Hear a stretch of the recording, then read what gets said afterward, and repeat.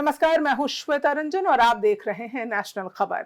आज हम बात कर रहे हैं एक ऐसे प्रोजेक्ट की जिसने कश्मीर घाटी को और भी मजबूती के साथ भारत से जोड़ दिया है और जिसे देखकर दुनिया दंग है। जी हां, प्रधानमंत्री नरेंद्र मोदी ने दुनिया के सबसे ऊंचे railway bridge Chenab railway bridge का उद्घाटन किया। यह सिर्फ एक पुल नहीं है, भारत की इंजीनियरिंग का पराक्रम है और इससे कई देशों की धड़कनें भी तेज हो गई हैं। सबसे पहले इस ब्रिज की ऊंचाई जान लीजिए। 359 मीटर ऊंचा, यानी एफिल टावर से भी ऊंचा। लंबाई 1315 मीटर। इसके बनने में 1486 करोड़ रुपए की लागत लगी। इस पुल को बनाने में करीब 30,000 टन स्टील का इस्तेमाल हुआ। यह पुल सिर्फ स्टील और सीमेंट से नहीं बल्कि भारत की सदियों पुरानी जिद और जज्बे से बना है। अब जरा पीछे चलते हैं, 133 साल पीछे। 1892 में अंग्रेजों ने इस घाटी में रेल लाने का सपना देखा।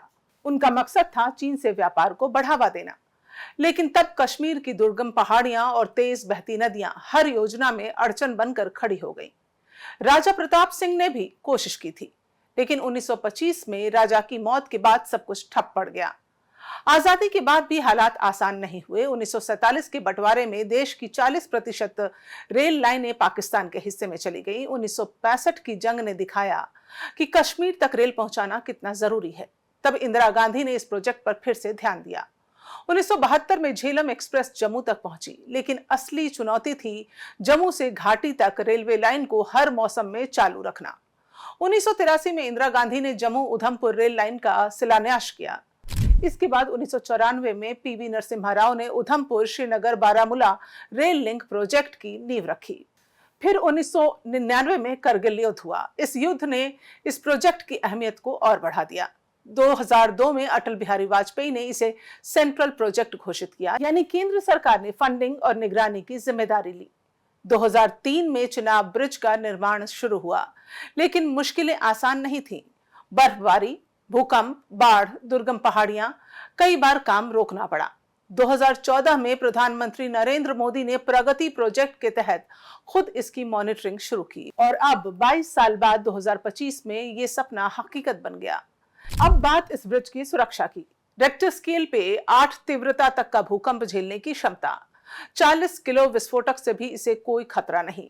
डीआरडीओ ने इसे ब्लास्ट प्रूफ बनाया। 120 साल की लाइफ, यानी आने वाली पीढ़ियों के लिए भी तैयार। इसके 17 खंभे, सबसे ऊंचा 130 मीटर का स्टील का खंभा, कुल मिलाकर भारत की इंजीनियरिंग का चमत्कार। अब बात इस पुल के असर की। पहला, कश्मीर और शेष भारत के बीच हर मौसम में कनेक्टिविटी। पहले सर्दियों में NH-44 बंद हो जाता था, अब यह पुल साल भर खुला रहेगा। दूसरा, आर्थिक विकास। कश्मीर के सेब, केसर, शॉल अब दिल्ली, मुंबई की मंडियों में आसानी से पहुंचेंगे। तीसरा, पर्यटन। सस्ती रेल यात्रा से लाखों लोग कश्मीर का रुख करेंगे। चौथा और सबसे अहम, सेना की आवाजाही आसान होगी। ये पुल LOC के महज 64 किलोमीटर दूर है, यानी पाकिस्तान की हरकतों का जवाब देने में मदद करेगा। रक्षा विशेषज्ञ ऐसा मान रहे हैं कि जैसे नॉर्थ ईस्ट में सिलीगुड़ी कॉरिडोर है, वैसे ही अखनूर का ये इलाका कश्मीर का चिकन नेक है। यहाँ पुल बनने से भारत की स्ट्रेटेजिक पकड़ और भी मजबूत हो जाएगी। अब सेना के टैंक, आर्म्स सीधे घाटी तक पहुंचेंगे। भारत की सैन्य ताकत और रसद क्षमता दोगुनी हो जाएगी। यही वजह है कि पाकिस्तान और चीन की धड़कनें अब तेज हो गई हैं।